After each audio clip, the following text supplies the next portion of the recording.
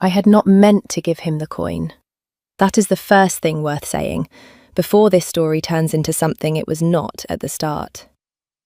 I had meant to drop it into the alms bowl at the gate and walk past with my hood up and my eyes down, like every other unclaimed woman dragged to Iron Hollow that week.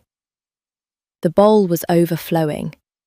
The boy supposed to be guarding it was watching a juggler, and the man sitting on the cold stone with his back against the wall did not look like he was going to ask anyone for anything. That was probably what did it. He was wrapped in a cloak that had been good once and was not now. His hair was unbrushed and the colour of wet bark. There was a streak of dried mud along one cheekbone he had not bothered to wipe off. He was watching the courtyard the way a man watches a river, patiently, like the river had not yet shown him what he had come to see. I had passed my 22nd winter, which, by pack law, meant I was 4 years past the age I should have been claimed, and 2 years past the age my mother had stopped pretending she was not embarrassed about it. I had come to the claiming feast because my brother Aldrich had begged me to, and because the alternative was sitting in our cottage listening to him cough. I had not come to be chosen. I stopped in front of the man with the mud on his face and reached into my purse. There was 1 coin left in it, copper, thin from handling. I had been planning to buy bread on the road home. I crouched and pressed it into his palm. His hand was warm. That surprised me. Everything else about him looked cold. "For your trouble," I said, which was a foolish thing to say, because what trouble could he possibly have that a single copper would fix? But the words were already out. I tucked them away to be ashamed of later. He looked up. His eyes were the colour of pale river ice, which is to say, grey at the edges and going somewhere darker in the middle. They moved across my face, the way a hand moves across a page, in a language one has just realised one can read. He did not blink for what felt like a long time. "I will remember it," he said. His voice was lower than I had been ready for. Educated, somehow, in a way the rest of him was not. I stood up too quickly. My knees did the small, treacherous thing knees do when one has not eaten since dawn. I pulled my hood further over my hair and walked into the great hall. I did not look back. I should have looked back. The Iron Hollow Hall was the largest indoor space I had ever stood inside. The ceiling went up and up into a darkness lit only by iron chandeliers, each one shaped like a stag's antlers and burning with candles thicker than my wrist. The floor was flagstone, polished by 3 centuries of boots. 3 long tables ran the length of the room. The far wall was a single tapestry, a black wolf, jaws open, standing over a broken crown. The unclaimed women had been put on the second table, the one nearest the door. We were not the point of the evening. The point of the evening was at the front, on a dais carved from a single piece of dark oak, where an empty chair sat beside the wolf throne. The Alpha King's seat. The Alpha King's empty seat. I had heard about him my whole life. Halvar of Iron Hollow. The wolf who had taken the throne at 23 by killing the cousin who tried to take it from him, and had ruled for 9 years without challenge since. They said he never smiled in public. They said his wolf was the largest anyone had seen in living memory. They said he had refused to take a Luna for so long that the council had finally forced his hand by ordering a claiming feast he had not asked for. They said he was very, very angry about it. I helped myself to bread and decided I was going to leave before he showed up. A woman to my left elbowed me. "Eat slow, he has not arrived yet." I noticed. He may not arrive at all.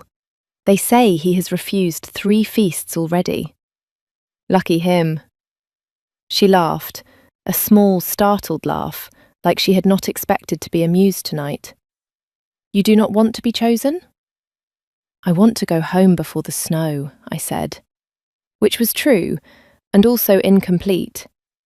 The fuller truth was that I had watched my mother be claimed and discarded twice in her life, and I had decided when I was 12 I would do neither. The woman opened her mouth to say something else, and then her eyes lifted past me, and the entire hall went quiet at once. I did not need to turn around to know who had walked in. You can feel a room reorient when an alpha enters it. The air does a thing. The people do a thing. Even the candle flames seem to lean. I turned anyway, because I was 22 and stupid, and I had never seen a king. He had stopped at the great doors. He had not yet taken a single step into the hall. He was wearing black, a long coat closed to the throat, no ornament, no chain of office, no crown. 3 men flanked him, 2 warriors, and a beater I would later learn was named Bron. His hair was still the colour of wet bark, and his cheekbones were still sharp, and there was no mud on his face anymore. He was looking directly at me. I felt the bread go dry in my mouth. I had given my last coin to the Alpha King. The Alpha King had been sitting in a dirty cloak at his own gate, watching his own claiming feast walk past him, and I had crouched in front of him and called him trouble. I sat down very slowly. His gaze did not follow me. He walked the length of the hall at the pace of a man who has nowhere to be and an entire kingdom waiting for him to get there. He did not look at the unclaimed women. He did not look at the dais. He did not look at anyone. When he reached the wolf throne, he did not sit. "Sigrun," he said. A woman rose from the first table. She was beautiful in the way a sword is beautiful, narrow, polished, sharp at the edges. Her hair was the colour of pale wheat and braided with iron rings. She was wearing a green dress cut to display a heritage pendant the size of a thumb. I knew her name before he spoke it, because every village I had passed through on the way here had named her as the obvious next Luna. "My king," Sigrun Vale said, and her voice did the small, triumphant thing voices do when they have just been chosen in public. "Did you arrange the alms bowl at the gate this evening?" A pause, a very small one. "My king?" "The alms bowl. The boy guarding it. The beggar who has been sitting beside it since noon." "I do not understand the question." "Then you did not arrange it?" "No, my king." "Good," said the Alpha King. He sat down. He had not raised his voice once. He had not so much as moved his hand. And yet the entire hall now understood that something had happened, and that Lady Sigrun Vale had failed a test no one had told her she was being given. I stared at my bread. I did not look up for the rest of the meal. I was, of course, summoned. I had hoped, for approximately the duration of the soup course, that I had imagined the whole thing, that the king had been looking at the doorway behind me, that the test he had set at the alms bowl had been for someone else, and my single copper had simply landed in it the way a leaf lands in a stream. The man who came for me had a face like a worn shield, and the kind of patience that suggested he had collected many women from many tables in his life. "Mistress," he said, "His Grace requests your attendance." "I am Wren," I said, because I had decided on the walk between tables that if I was going to be humiliated in front of the entire hall, I was going to be humiliated by my own name. "Not mistress." "Wren," he agreed, perfectly evenly. "His Grace requests your attendance." I rose. I did not look at Lady Sigrun. I did not look at the unclaimed women. I walked the length of the hall under the gaze of the largest indoor crowd of my life and tried to remember how knees worked. He was waiting for me in a small antechamber off the dais. The door was open, There were 2 guards outside it, and no one inside. He was standing by a narrow window, looking at the courtyard where I had crouched in front of him 3 hours ago. He turned when I came in. The mud was gone. The cloak was gone. The dirty hair was clean and pushed back from his face. But his eyes were the same, pale river ice going darker in the middle, and they were looking at me the same way they had looked when I called him trouble. "You did not bow," he said. I noticed. He did the smallest possible movement with his mouth. It was not a smile. It was the place a smile starts before a man decides whether to allow it. "I owe you a coin," he said. He reached into the pocket of his black coat and produced it. My copper. Thin from handling. He had carried it with him from the gate to the dais to this room. He set it down on the windowsill between us. I turned the coin once in my fingers. That was a test. It was. For her. For several of them. You were not one of them. Why not? Because you were not on the list. He said this so plainly, I did not at first understand. It was the most dangerous sentence anyone had said to me in 22 years. I picked up the coin. It was warm from his pocket. There is a list. There is. And I am not on it. You were not. I caught the tense. He watched me catch it. He did not look away. There was something happening in his face that he was working very hard to keep still. A thing in the corner of his mouth, a thing in the muscle of his jaw, a thing in the way he had not yet stepped any closer to me. "My king," I said, and I was surprised to hear that my voice was steady. "I have given you my last coin, and walked into your hall and stood in front of your court. If you have brought me here to tell me I was not on a list, that is acceptable. If you have brought me here for any other reason, I would like to know it now." He did step closer. 1 step, not 2. "I have brought you here," he said, "to apologise. If you are still with me, and I hope you are, because I am about to tell you the part I have never managed to tell straight, stay. Whatever you thought this story was about, it is about to be about something else. And if you are enjoying her voice, the small, wry one telling you all this, leave a comment somewhere along the way and tell me you are listening. It matters more than you would think. Now, the list. He did not give it to me that night. He told me there was one, and he told me I was on it now. And he told me he would explain in the morning. And then he had the beta with the shield face escort me to a guest chamber that was 3 times the size of my mother's cottage and had a fire already lit in it. I did not sleep. I watched the fire burn down to red coals, and I turned the copper coin over and over in my fingers, and I worked through the math. He had been at the gate. He had been there for hours. He had watched me walk in.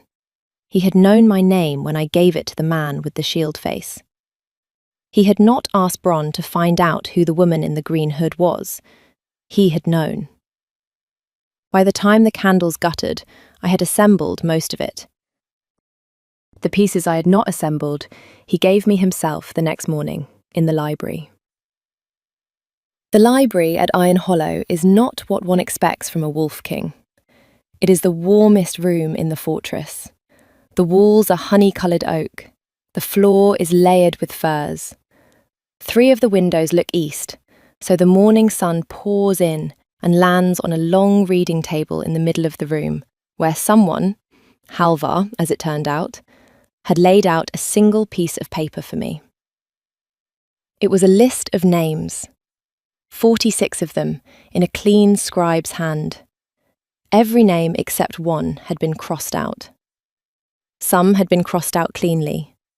Some had been crossed out, and then a second time with vehemence. A few had small notes in the margin, in handwriting that was not the scribe's, sharper, more pressed down. Cruel to her sister, one note said. Beats her horses, said another. Spoke to a beggar like he was furniture. The single name that had not been crossed out was at the bottom. It was mine. It was added 2 weeks ago, said the Alpha King. He was sitting in a chair by the eastern window. He had not stood up when I came in. He had not greeted me. He had simply gestured at the table and let me find it myself. By whom? I already knew. By me. You have been to my village? 3 times.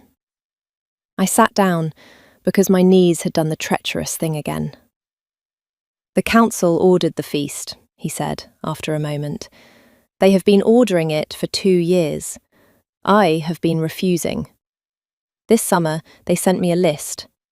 46 daughters of 46 houses. I was given to understand that I would attend the feast and choose, or I would be challenged. By whom? Whoever the council chose to send. I looked at the list. I looked at the small, fierce notes in the margins.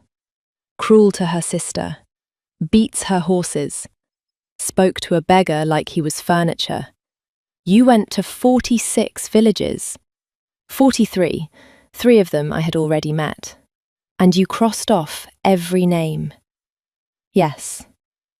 And then you added mine. Yes. And then you sat at the gate of your own feast, dressed as a beggar, to see who would walk past me. I sat at the gate, he said, very carefully, to see if I had been wrong. I looked up.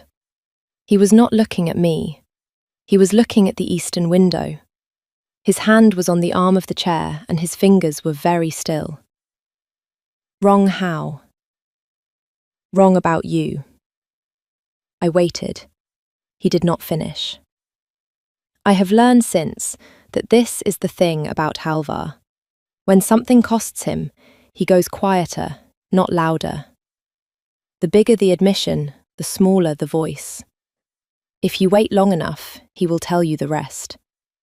If you press him, he will close like a fortress door. I waited.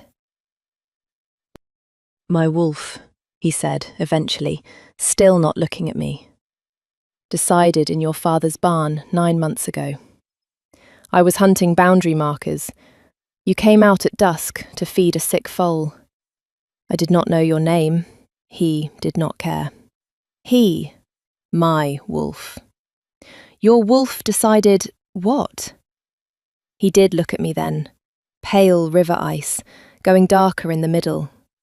He looked at me for what felt like a long time, and I understood, slowly, that what he was about to say was not going to be the kind of admission that could be unsaid.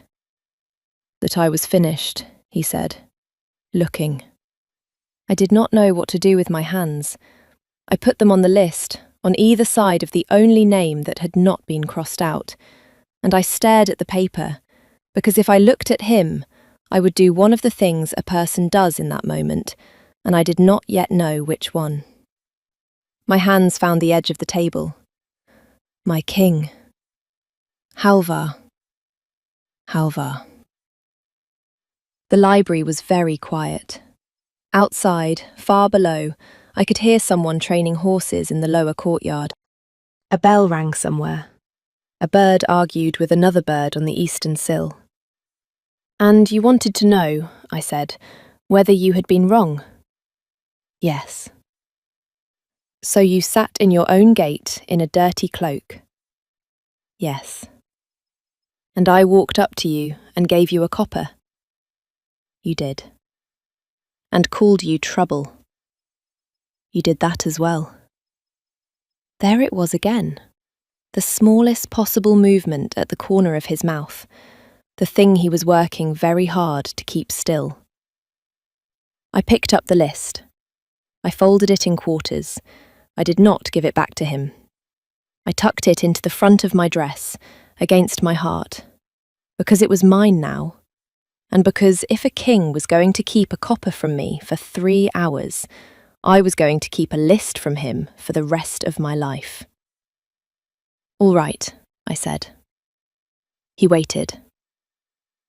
"All right," I said again, because I had to say it twice to make it true.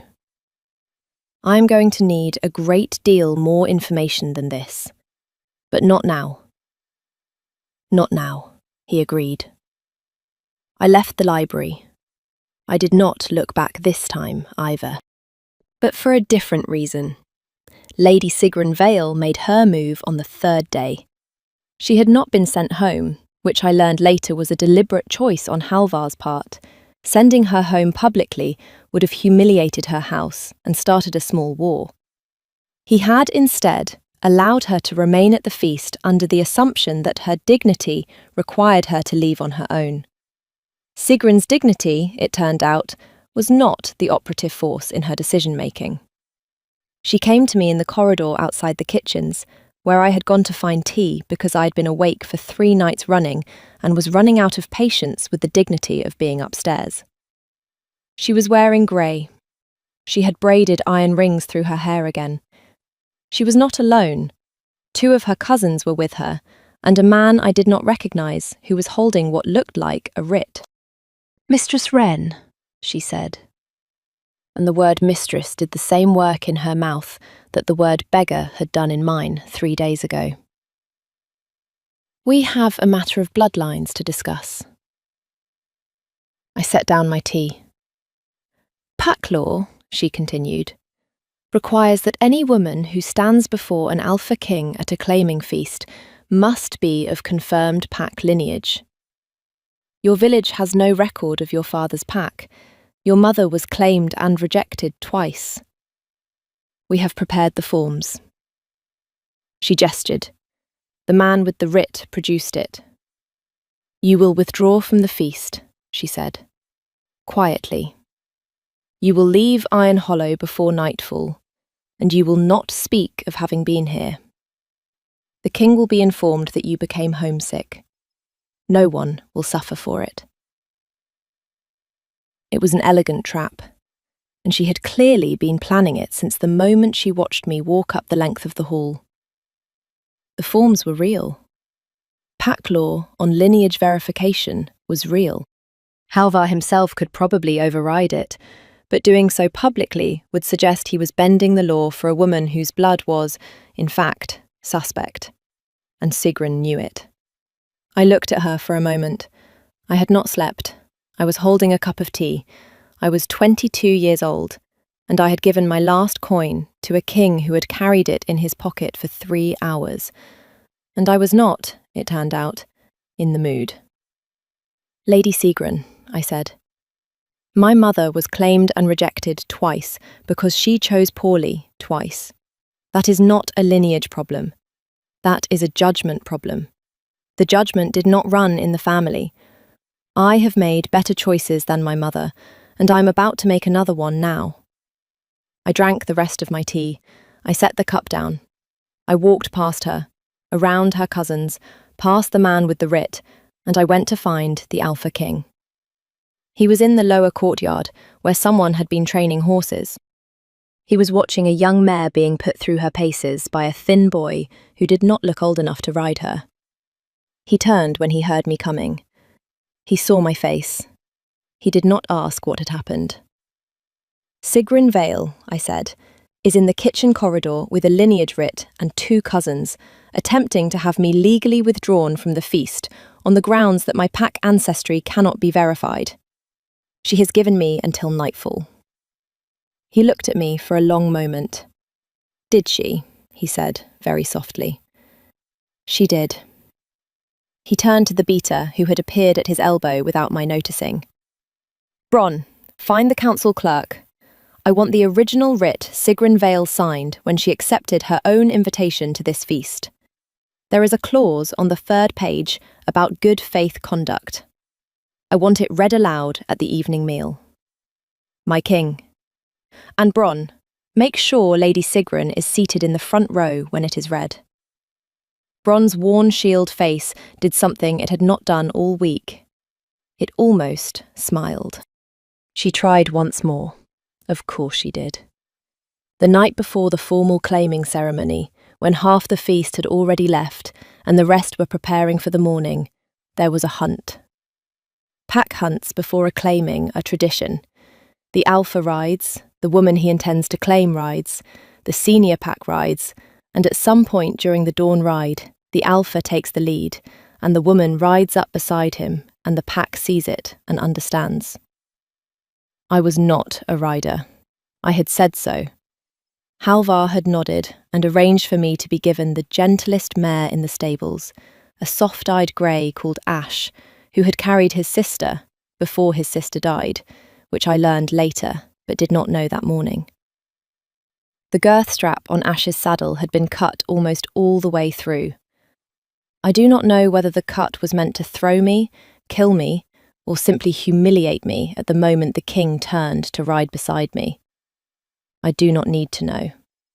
The cut existed. It had been done in the hour before the hunt. It had been done by someone with access to the stables, and motive to want me unhorsed in front of the pack.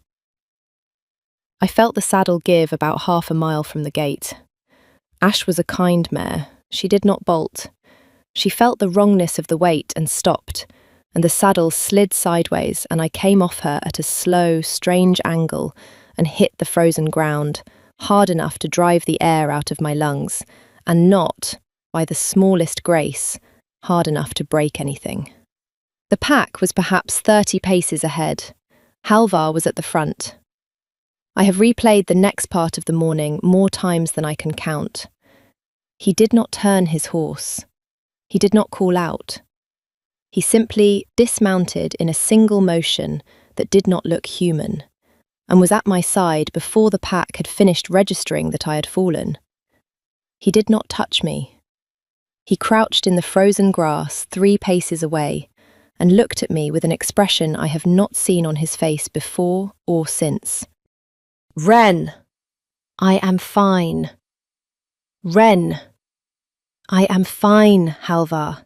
The girth was cut. I am fine. Help me up.